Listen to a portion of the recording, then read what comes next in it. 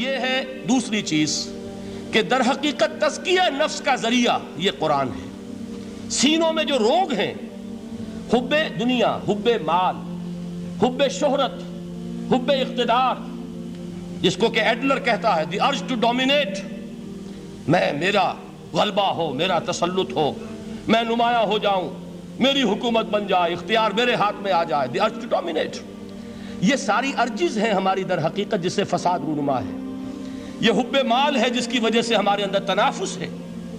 الہاکم التکاثر حتی زرتم المقابر، یہ کثرت اور بہتات کی طلب تمہیں غافل کیے رکھتی ہے یہاں تک کہ قبروں تک جا پہنچتے ہو۔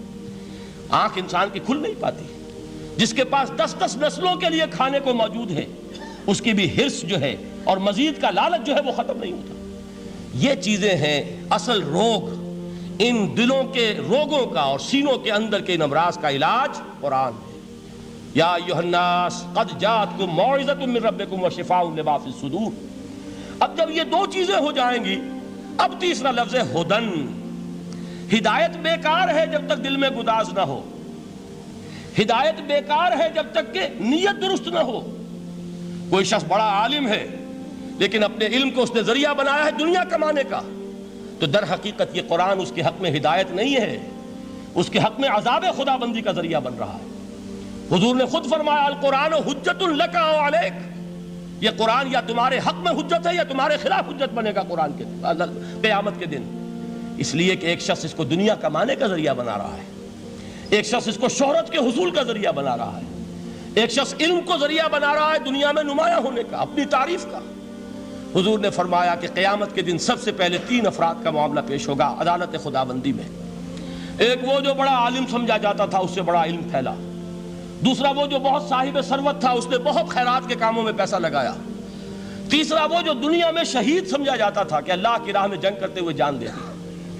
اللہ ان تینوں سے جو اس کو نعمتیں دی تھی ان کا ذکر کر کے پوچھے گا کہ میں نے تمہیں یہ دیا، تمہیں یہ دیا، تمہیں یہ دیا، تم کیا کر کے لائے؟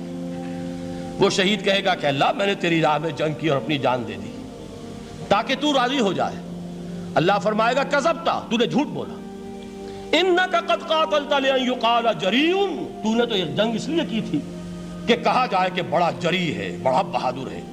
یہ لوگوں سے بہادری کے تمغے لینا تمہارا مقصود تھا۔ وقد قیل، وہ کہا جا چکا ہے، اب یہاں تمہارے لیے کچھ نہیں۔ اور فرشتوں کو حکم ہوگا اور وہ اوندے منہ اس کو گھسیٹتے ہوئے جہنم میں جھونک دیں گے۔ دنیا میں شہید سمجھا جا رہا ہے، آخرت میں جہنمی ہے۔ یہی حال اس عالم کا ہوگا، یہی حال اس دولت مند کا ہوگا۔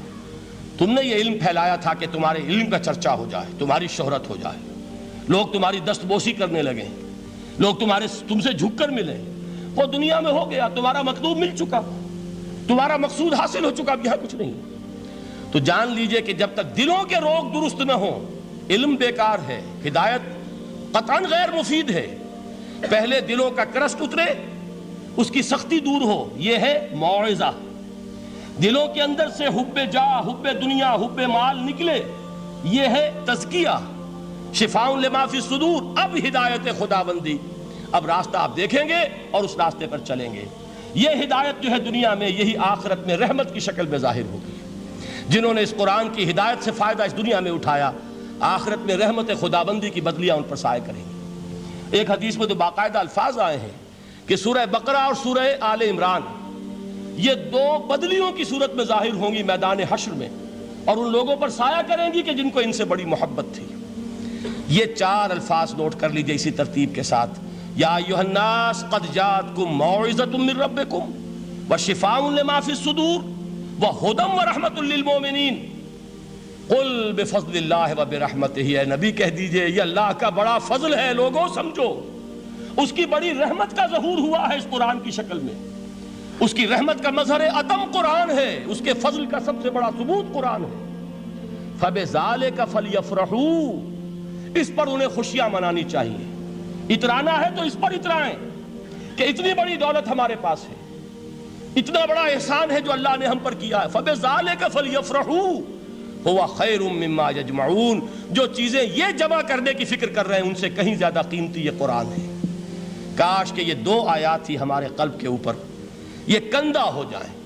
پہلی بات میں نے عرض کی تھی، اس کا شعور ہر ایک کے لیے ممکن نہیں، اس کا باطن بیدار ہو چکا ہو، لو انزلنا هذا القرآن على جبل لرأيته خاشعا متصدعا من خشیۃ اللہ، جن کی ارواح بیدار ہو چکی ہوں وہ قرآن کی اس تاثیر کو محسوس کریں گے۔ لیکن یہ دوسری چیز ہے کہ جو ہمارے لیے پریگمیٹک پہلو سے، عملی اعتبار سے، افادے کے اعتبار سے یہ چار الفاظ اور رحمت اور فضل خدابندی کا سب سے بڑا مظہر، اور خوشیاں مناؤ کہ اللہ کی یہ نعمت تمہارے پاس موجود ہے۔ هي الحلقات تحفظني بآيات من القرآن، هي الحلقات تملأني بحب المصطفى العدنان، هي الحلقات تحفظني بآيات